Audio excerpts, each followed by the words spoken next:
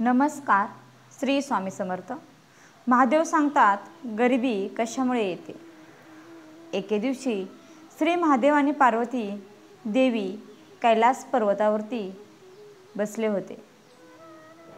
तेव्हा पार्वती देवींनी महादेवांना प्रश्न केला, हे प्रभू, माझ्या मनात एक प्रश्न आहे की माणसाच्या जीवनात गरिबी काय येते बरं, आणि माणूस त्यापासून मुक्ती कसा मिळवू शकतो. तेव्हा श्री महादेव म्हणाले, हे देवी, तुम्ही हा प्रश्न विचारून सगळ्या मानवजातीचा उद्धार केला आहे, पण तुमच्या या प्रश्नाचं उत्तर मिळवण्यासाठी मी तुम्हाला एक सुंदर अशी कथा सांगतो.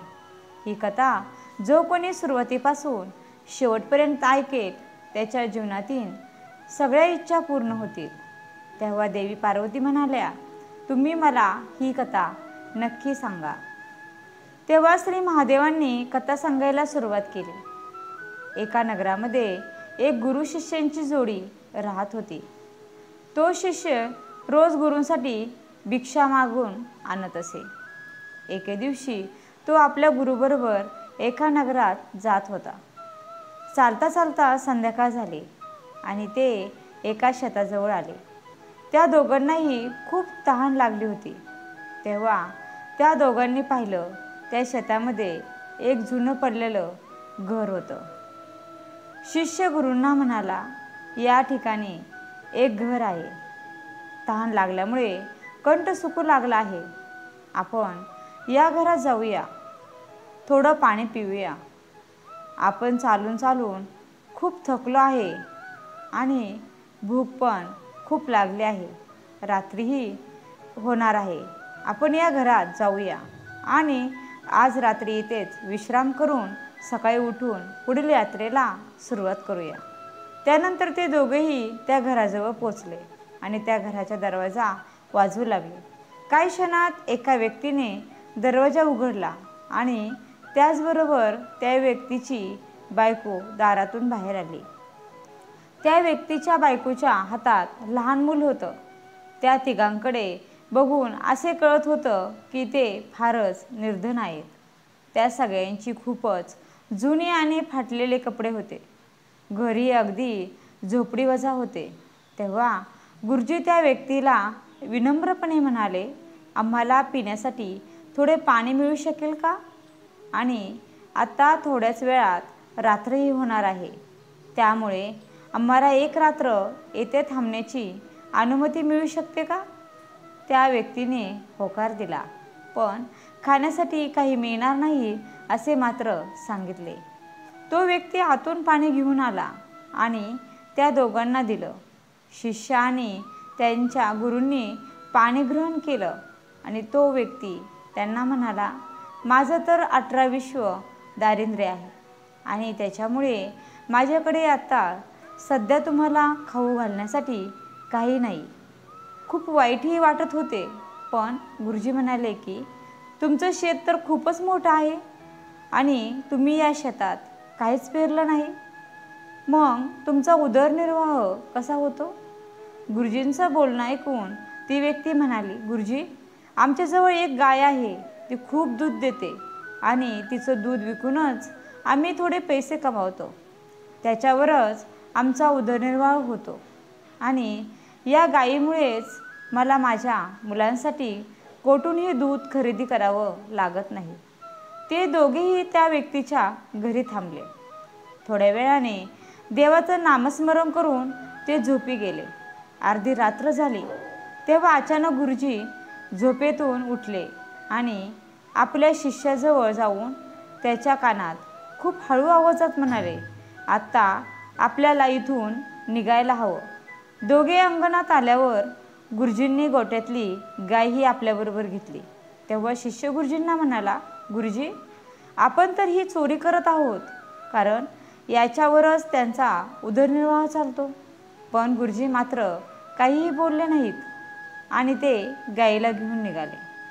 शिष्य मात्र गुरूंच्या या वागण्याने खूप अचंबित झाला होता, कारण त्याच्या गुरुजींनी त्याला कधीही कोणाबरोबर चुकीचं करायला शिकवलं नव्हतं आणि त्याचं गुरुजी नेहमी अशा गोष्टींना चुकीचे म्हणत होते. शिष्यांनी विचार केला, आज पहिल्यांदा गुरुजी हे काय बोलत आहेत. असं तर त्यांनी कधी कोणाबरोबर करण्याचा विचारही केला नाही. पण शेवटी ते दोघे त्या व्यक्तीच्या गाईला घेऊन जंगलाच्या दिशेने निघाले आणि त्यांनी त्या गाईला जंगलात एका अशा ठिकाणी सोडलं जेथून त्या व्यक्तीची गाई घरी परत येणं खूप कठीण होतं. आणि त्यानंतर ते दोघं त्या जंगलातून बाहेर आले आणि त्या व्यक्तीच्या घरी न जाता ते सरळ आपल्या आश्रमात निघून गेले. गुरुजी मात्र पहिल्याप्रमाणे राहत होते, जसं त्यांनी कोणाबरोबर काही चुकीचं केलं नाही. पण शिष्याच्या मनात हा विचार नेहमी येत असे की त्याच्या गुरूंनी त्या गरीब आणि असह्य व्यक्तीबरोबर चुकीचं केलं आहे आणि त्या व्यक्तीचं घर उद्ध्वस्त झालं असेल. असे म्हणत काही वर्ष निघूनही गेले आणि एके दिवशी तेथूनच जवळच्या गावातून जात असताना त्याच्या मनात विचार आला की त्या व्यक्तीला आपण भेटूया, ज्या व्यक्तीची गाई मी आणि माझ्या गुरूंनी जंगलात सोडून दिली होती. आणि मी त्या गरीब व्यक्तीला थोडंसं धन देऊन त्याची थोडी आर्थिक मदत ही करेन, म्हणजेच त्या व्यक्तीचे पुढील आयुष्य आनंदित होईल. आणि या विचाराने शिष्य त्या व्यक्तीच्या शोधात निघाला. काही वेळानंतर तो त्या व्यक्तीच्या घराजवळही पोचला. पण त्या ठिकाणचे दृश्य पाहून तो खूपच हैराण झाला, कारण आता त्या व्यक्तीच्या शेतात खूप भरपूर झाडे लावलेली होती, त्याच्यावर भरपूर फळंही लागली होती आणि त्या व्यक्तीच्या झोपडीच्या जागेवर एक मोठं सुंदर असं घर बांधलेलं होतं. हे सगळं पाहून त्या शिष्याच्या मनात विचार आला की कदाचित गायी हरवल्यामुळे त्या व्यक्तीने आपलं सगळं काही विकून येथून निघून गेला असेल. आणि असाच विचार करत शिष्य परत जाऊ लागला. तेव्हा त्याची नजर त्याच व्यक्तीवर पडली. शिष्य त्या व्यक्तीजवळ जाऊन म्हणाला, कदाचित तुम्ही मला ओळखलं नाही. कितीतरी वर्षापूर्वी मी तुम्हाला भेटलो होतो. तेव्हा ती व्यक्ती म्हणाली, मी तुम्हाला कसा विसरू शकतो.